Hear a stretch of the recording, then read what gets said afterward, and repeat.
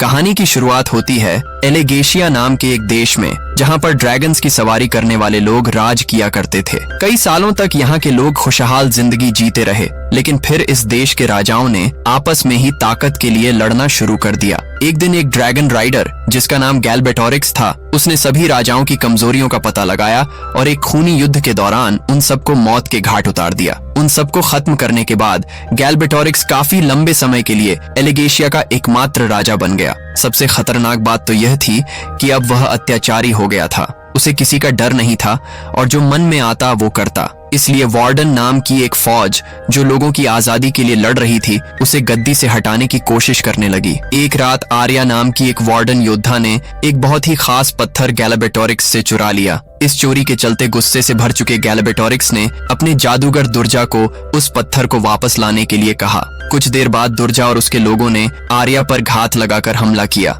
जल्द ही उन्होंने आर्या के साथ मौजूद 2 वार्डन योद्धाओं को मार गिराया और मौका मिलते ही आर्या को उसके घोड़े से भी गिरा दिया। आर्या ने बच निकलने की बहुत कोशिश की, लेकिन दुर्जा ने अपनी जादुई ताकत से उसे घेर लिया और पत्थर लौटाने को कहा। आर्या ने उस पत्थर को लौटाने से साफ इनकार कर दिया और अपनी जादुई शक्ति से पत्थर को कहीं और ही भेज दिया। दुर्जा ने आर्या से जानकारी हासिल करने की कोशिश की कि आखिर उसने पत्थर को कहाँ भेजा है, लेकिन आर्या ने उसे कुछ नहीं बताया, उल्टा उसकी हार पर हंसने लगी। उसी वक्त एक नौजवान लड़का जिसका नाम एरागॉन है, जंगल में एक हिरण का शिकार करने की कोशिश कर रहा था। अचानक से वह पत्थर उसके सामने प्रकट हुआ। उस चमकदार पत्थर को देखते हुए एरागॉन ने सोचा कि उसे अपने पास ही रख लेना चाहिए। इसी दौरान एरागॉन उस पत्थर के बदले में थोड़ा गोश्त लेने कसाई के पास गया। कसाई उस पत्थर को देखकर चौंक गया। उसे महसूस हुआ कि ऐसा चमकदार पत्थर तो शायद राजा के पास था, जिसके बाद वह बहुत ज्यादा डर गया। उसने एरागॉन से कहा कि इस पत्थर को वहीं रख दो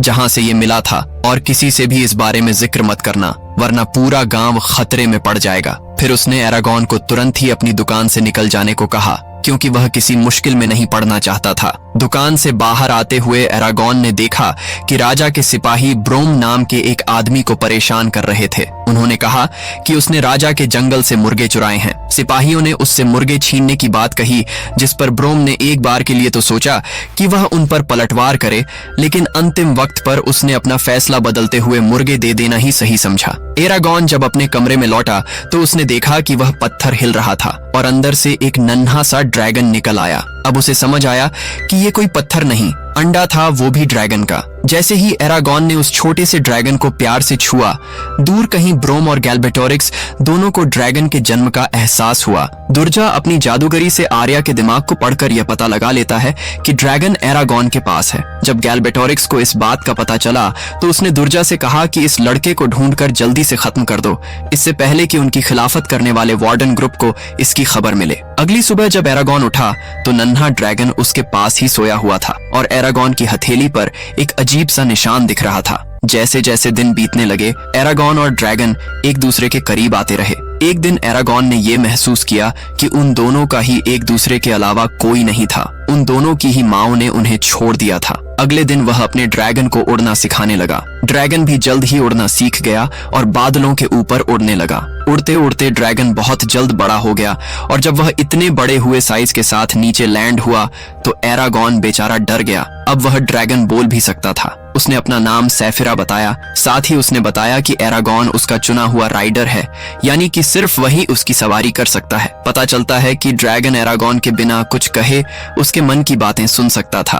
अब एरागॉन ड्रैगन्स के बारे में और जानने के लिए रात को चुपके से ब्रोम के घर में घुस गया। उसे एक किताब मिली जिसमें ड्रैगन्स का इतिहास था। वह पढ़ ही रहा था कि तभी ब्रोम ने वहां आकर उसे डरा दिया और जल्दी से वहां से निकल जाने को कहा। एरागॉन ने उसकी बात नहीं मानी और ड्रैगन्स के बारे में उससे सवाल पूछने लगा। ब्रोम ने घबराकर उससे पूछा कि तुम्हारा कोई पीछा तो नहीं कर रहा। फिर उसने जल्दी से एरागॉन को वहां से चले जाने को कहा और चेतावनी दी कि जल्द ही उसके ऊपर मुसीबत आने वाली है। एरागॉन ने उसे झूठा और डरपोक बोलकर उस पर इल्जाम लगाया कि वो असल में कोई ड्रैगन राइडर नहीं है। उसने जरूर यह अफवाह फैलाई होगी ताकि लोग उसे थोड़ी तवज्जो दें। एरागॉन के जाते ही ब्रोम ने अपनी छुपी हुई लाल तलवार को देखा। ये इस बात का सबूत थी कि वह सच में एक ड्रैगन राइडर था। घर लौटते वक्त एरागॉन सुन लेता है कि कसाई ने दुर्जा के आदमियों को एरागॉन का नाम और उसके चाचा के फार्म का पता दे दिया। एरागॉन समझ गया कि उसके चाचा की जिंदगी खतरे में है, तो वह दौड़कर उन्हें बचाने के लिए भागा, पर सैफिरा उसकी जान बचाने के लिए उसे लेकर उड़ गई। उसने कहा कि अब देर हो चुकी है और चाचा जी को वो नहीं बचा पाएंगे। एरागॉन उससे मिन्नतें करने लगा कि मुझे प्लीज नीचे उतार दो, शायद मैं अपने चाचा को बचा लूं। सैफिरा ने पहले तो इनकार किया, पर जब एरागॉन ने सीधे तौर पर उसे नीचे उतारने को कहा तो सैफिरा ने उसकी बात मानते हुए एरागॉन को भूसे के एक ढेर पर गिरा दिया। और जब उसने अंदर जाकर देखा तो उसके चाचा की पहले ही मौत हो चुकी थी। दुख और गुस्से से भरा हुआ वह सैफिरा के पास गया और कहने लगा कि तेरी वजह से हुआ यह सब, तू मुझे लेके उड़ रही थी, वरना मैं बचा लेता अपने चाचा को। उसने गुस्से में सैफिरा को वहां से चले जाने को कहा। जल्दी ही ब्रोम भी वहां पहुंच गया, जो एरागॉन को बचाने के लिए आया था, पर एरागॉन गुस्से में उसे वहां से जाने को कहने लगा। उन दोनों के बीच में थोड़ी अनबन शुरू हो गई, जिस दौरान ब्रोम ने एरागॉन का हाथ पकड़कर उसका निशान देख लिया, जिसके बाद वह समझ गया कि यह तो एक राइडर का चिन्ह है। ब्रोम ने उससे पूछा कि उसका ड्रैगन कहाँ गया। एरागॉन ने जवाब दिया कि मैंने भेज दिया उसे, चली गई है वो। एरागॉन अपने चाचा की लाश को अच्छे से दफनाने का सोच रहा था,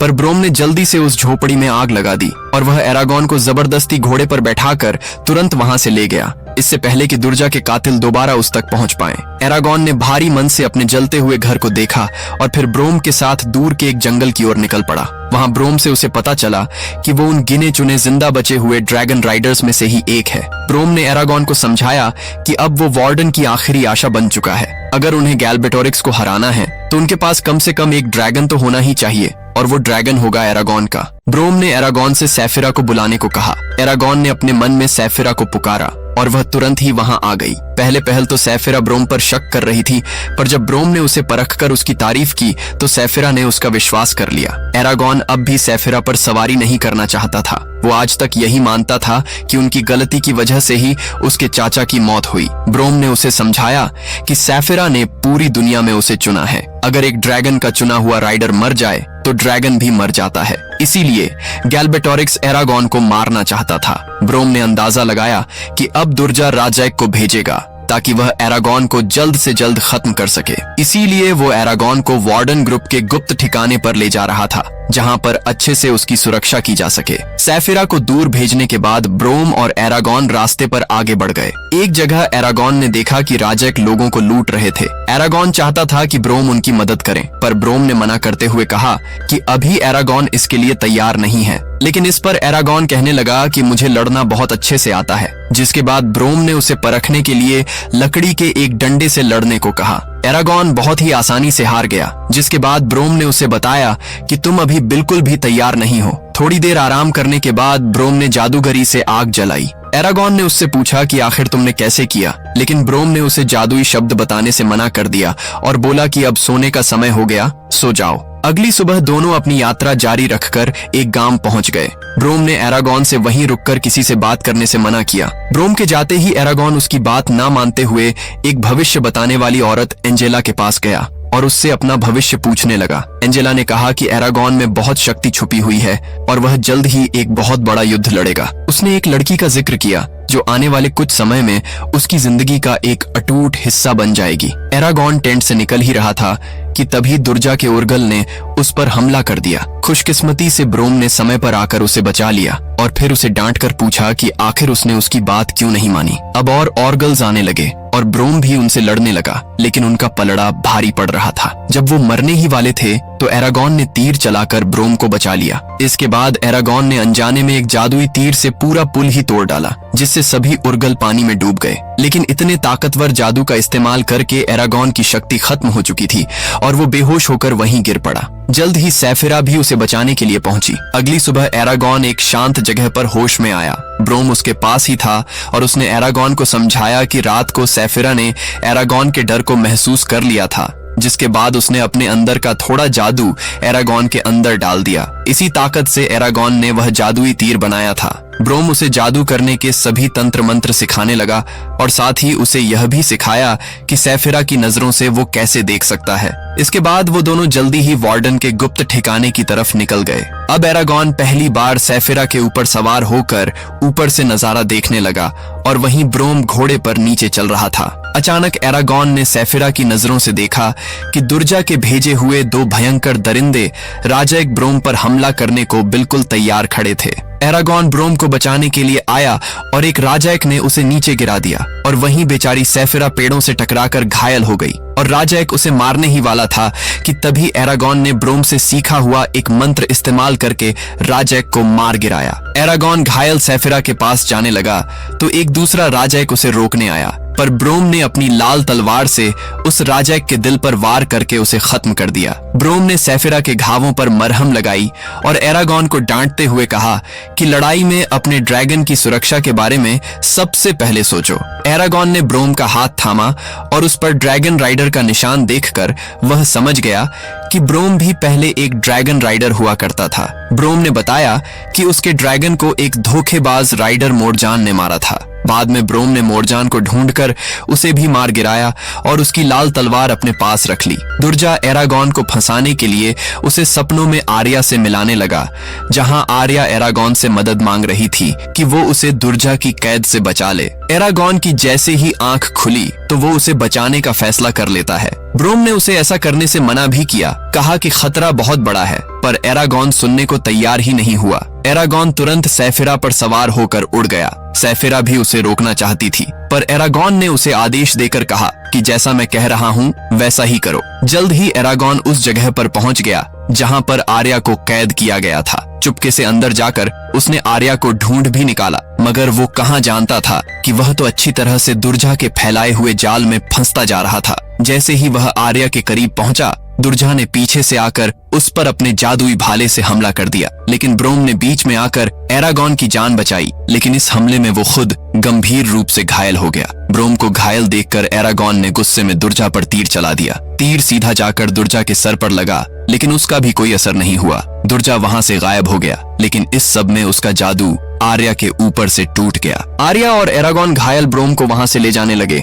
पर बहुत सारे सिपाही उन्हें घेरे हुए थे। ऐसा लग रहा था कि बच निकलने का कोई भी रास्ता नहीं, लेकिन तभी सैफिरा छत तोड़कर वहां आ गई। एक अनजान आदमी जिसका नाम मर्ताग है, वो तीर तान कर खड़ा था। एक बार को तो ऐसा लगता है कि उसने एरागॉन पर तीर चलाया, मगर वह उसके पीछे से हमला कर रहे सिपाही को मारना चाहता था। इसके बाद सैफिरा की मदद से वो सभी वहां से निकल गए। भागने के बाद एरागॉन ने देखा कि ब्रोम मरने की कगार पर था। ब्रोम ने उसे अपनी लाल तलवार दी और समझाया कि दुर्जा जैसे शैतान को मारने के लिए उसके दिल को छेदना होगा।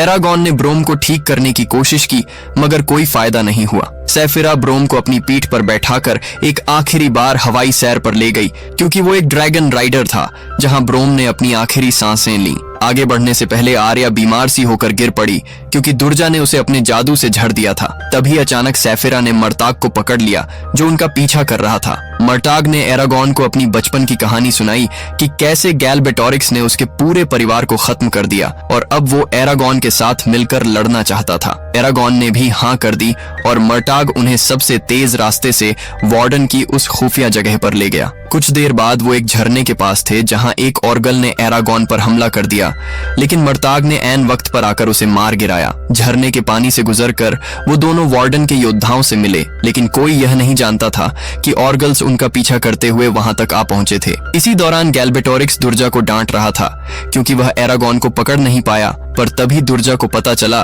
कि ऑर्गल्स ने एरागॉन का पीछा करते हुए वार्डन की वो खुफिया जगह ढूंढ निकाली थी। गैलबेटोरिक्स ने तुरंत दुर्जा को सेना लेकर सबको मार गिराने को कहा। इधर एरागॉन और मर्ताग अजिहाद से मिले, जो वार्डन का लीडर था। अजिहाद ने एरागॉन से अपने ड्रैगन को बुलाने को कहा। एरागॉन ने जैसे ही सैफिरा को पुकारा तो सभी लोग उसे देखकर बहुत चक्के रह गए। साथ ही एरागॉन ने उन्हें आर्या का इलाज करने को कहा, क्योंकि उस पर अभी भी दुर्जा के जहर का असर था। इसी बीच ऑर्गल्स चुपके से बाहर खड़े गार्ड्स को मारकर अंदर आने लगे। अजिहाद को खबर मिली कि ऑर्गल्स बहुत जल्द उन पर हमला करेंगे। उसने अंदाजा लगाया कि राजा की सेना भी ऑर्गल्स के साथ ही होगी। उसने एरागॉन से पूछा कि क्या वह लड़ाई में उनका साथ देगा, जिस पर एरागॉन ने हामी भरी। लेकिन तभी अजिहाद मर्ताग को पहचान गया और उसने कहा कि तुरंत इस गद्दार के बच्चे को पकड़ लो, क्योंकि वह मोरजान का बेटा था जिसने सभी वार्डन को धोखा दिया था। मर्ताग ने अपने बचाव में कहा कि मैं अपने पिता जैसा नहीं हूँ, मैं भी उनसे उतनी नफरत करता हूँ जितनी तुम सब। लेकिन फिर भी अजिहाद ने उसे बंदी बना लिया।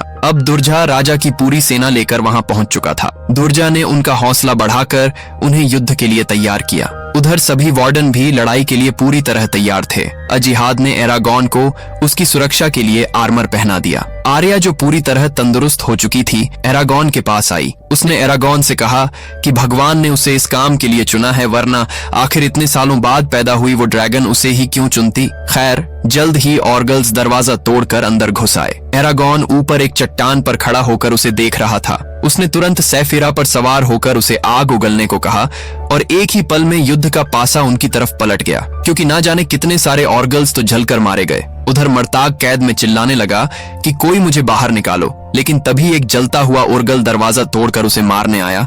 लेकिन मर्ताग बड़ी ही आसानी से उसे मारकर युद्ध में शामिल हो गया। तब राजा की सेना भी दुर्जा के साथ आकर ऑर्गल्स के साथ मिल गई। लेकिन एरागॉन ने फिर से सैफिरा को आग उगलने को कहा, जिससे बहुत सारे सैनिक मारे गए। तभी अचानक हमने देखा कि मर्ताग को राजा के सिपाहियों ने हर तरफ से घेर लिया था। वो उसे मारने ही वाले थे, पर तभी एरागॉन ने बीच में आकर उसे बचा लिया। अब एरागॉन का सामना दुर्जा से हुआ, जिसने काले जादू से अपने लिए भी एक ड्रैगन बना लिया और उस पर सवार हो गया। शुरुआत में तो दुर्जा का पलड़ा भारी पड़ा। उसके ड्रैगन ने सैफिरा की गर्दन में अपने दांत गाड़ दिए, पर एरागॉन ने अपनी लाल तलवार से उस ड्रैगन पर हमला किया और फिर सैफिरा को आग बरसाने को कहा। इसके बाद घायल हुई सैफिरा ने अपनी पूंछ से एरागॉन को दूर तक उछाल दिया, जिससे उसने बड़ी ही तेजी से वह लाल तलवार दुर्जा के दिल के आर पार कर दी। यह वार इतना खतरनाक था कि दुर्जा की मौके पर ही मौत हो गई। इसके बाद एरागॉन नीचे गिरने ही वाला था, पर सैफिरा ने उसे भी हवा में पकड़कर बचा लिया। लेकिन उस बेचारी के घाव इतने गहरे थे कि वह ठीक से अब उड़ नहीं पा रही थी। दोनों जमीन पर आ गिरे, लेकिन एरागॉन की जान बच गई।